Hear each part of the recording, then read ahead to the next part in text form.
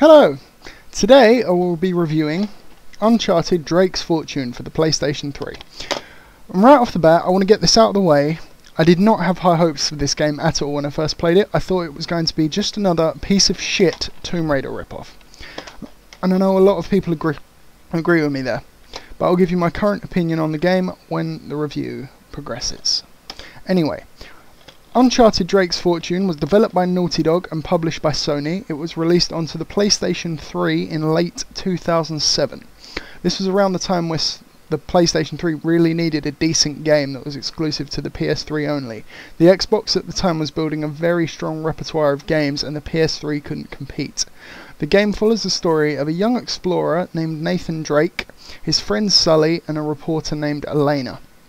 They are searching for a treasure that Nate's ancestor Sir Francis Drake was looking for.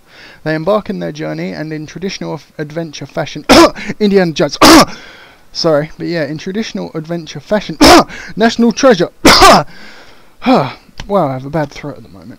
But anyway, they do run into a lot of trouble on the way.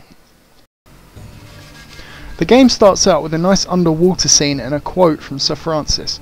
The camera then pans up and the first thing you notice is how good the graphics are. For a game from 2007, the graphics are truly a thing to behold. I can't recall a console game from 4 years ago that had graphics that were anywhere near this quality. The only game I can think of that had better graphics at the time was Crysis, and that was a PC game which would burn out an average gamer's PC, so it doesn't count.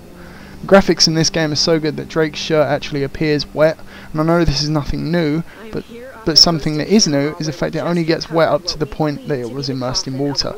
The graphics on this video don't look as good because it was a low quality recording, but on the actual game they are very good. In my opinion, the opening cutscene is quite effective. It gives you an idea of what Nate and Elena's character traits are.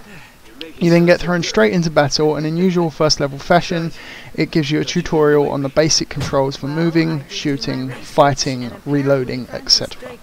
The controls are quite smooth and easy to learn. They're pretty much what you'd expect from a third-person action game. Except for the fact that R2 is reload. That is a pain in the arse at sometimes, especially when you're used to either square or X being the reload button. But once you get used to it, it's okay. While we're on the subject of awkward controls, another dodgy one is the balancing control.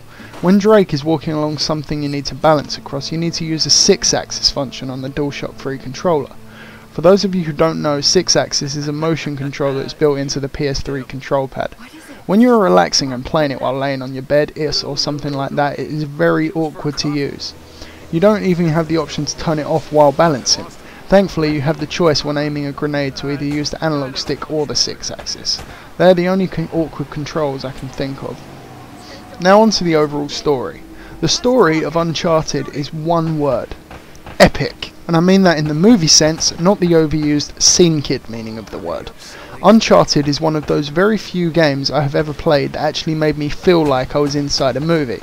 The reason this appeals to me so much is because I love movies, I am addicted to them, so feeling like I am playing through one was great. The action immerses you and makes you want to play it until you finish the entire game. The cover system in this game really reminds me of another game. I can't think of what it is though. I mean, I know that the climbing is like Tomb Raider and Prince of Persia, but the cover system, I just can't think of what it is. It seems so familiar, you know? Oh well, guess I'll probably figure it out eventually. Anyway, you can probably tell that my final verdict from this game is that I love it. I can see why the critics praised it so much. Everyone was expecting just another Tomb Raider ripoff, but it takes the best parts of a lot of other games and movies and throws it all into one game. Basically, I think that if you have the chance, you should get this game. Definitely one of the best action games that the PlayStation 3 has to offer. You could probably pick it up for between £10 and £15 in most game shops now. And you should do, in my opinion. It's an action-packed epic that will keep you entertained for hours. And you'll want to keep playing through it again and again, and then it will make you want to play the sequel as well, Uncharted 2 Among Thieves.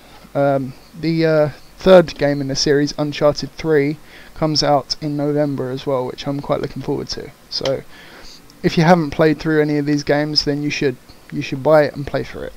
Don't forget to like, comment and subscribe, and I will see you guys with the next review.